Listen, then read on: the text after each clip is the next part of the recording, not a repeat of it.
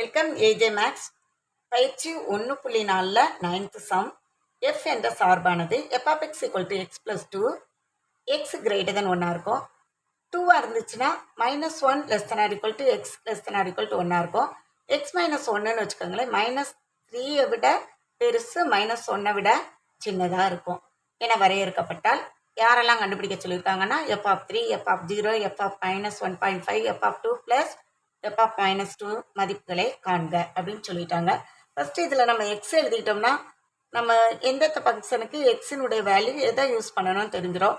இங்கே ஃபஸ்ட்டு பாருங்கள், x equal to greater than 1ன்னு கொடுத்துருக்காங்க. அப்போ எக்ஸு 1 விட பெருசுனா எக்ஸ் ஈக்குவல் டு 2, 3, 4 எக்ஸெட்ரான்னு சொல்லிடலாம்.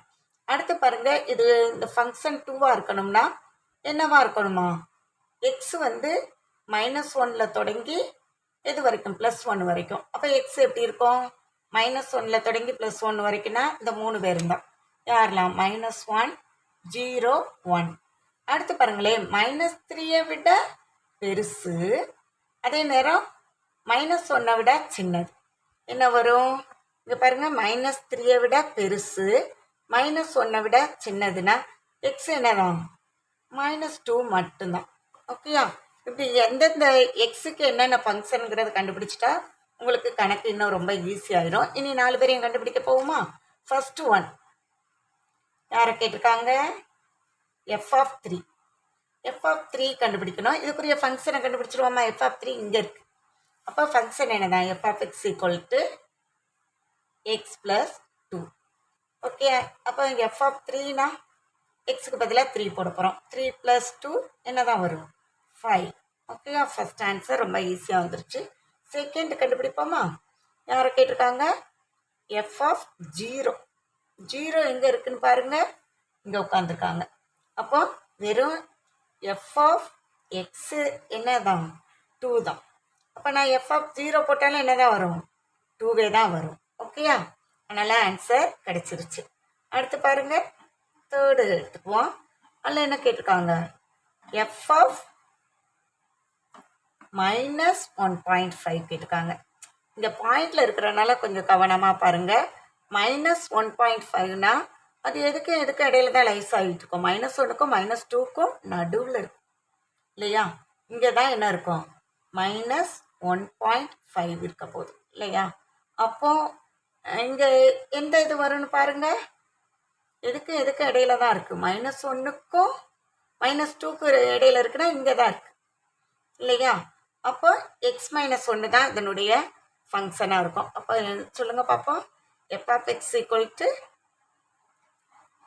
x-1 எடுத்துக்குவோம். இப்போ எக்ஸுக்கு வேல்யூ போடுவோமா?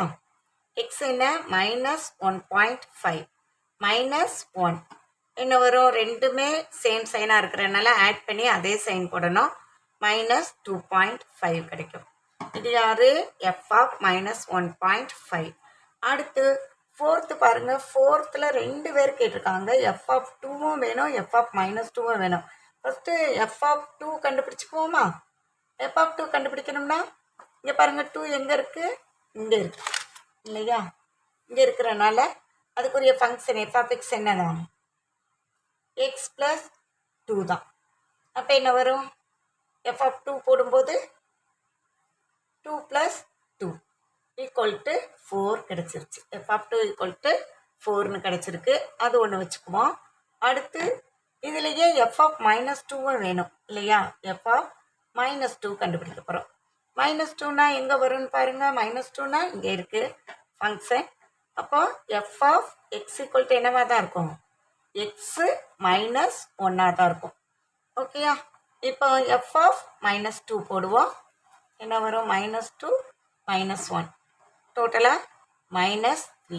f(2)வும் கண்டுபிடிச்சி வச்சுட்டோம், f(-2)வும் கண்டுபிடிச்சி வச்சுட்டோம் இல்லையா? கரெக்டாக வேணால் போட்டு வச்சுக்கோங்க. உங்களுக்கு கொஞ்சம் பார்த்து ஐடென்டிஃபை பண்ணி எழுதுறதுக்கு ஈஸியாக இருக்கும். 2 பேருமே இருக்காங்க. நீ இந்த 2 பேரையும் ஆட் பண்ணுறது தான் இந்த ஃபோர்த்தினுடைய ஆன்சர் இல்லையா? f(2)வை போட்டுக்கோங்க ப்ளஸ் f(-2). ஓகேயா? f(2) என்ன? 4. f(-2) -3 என்ன தான் வருது? Answer 1. therefore f(2) 2 plus F of -2 equal to 1. எல்லா ஆன்சருமே கண்டுபிடிச்சிட்டோம். இது ஒரு முக்கியமான சம்மு தான், நல்லா பார்த்துக்கோங்க.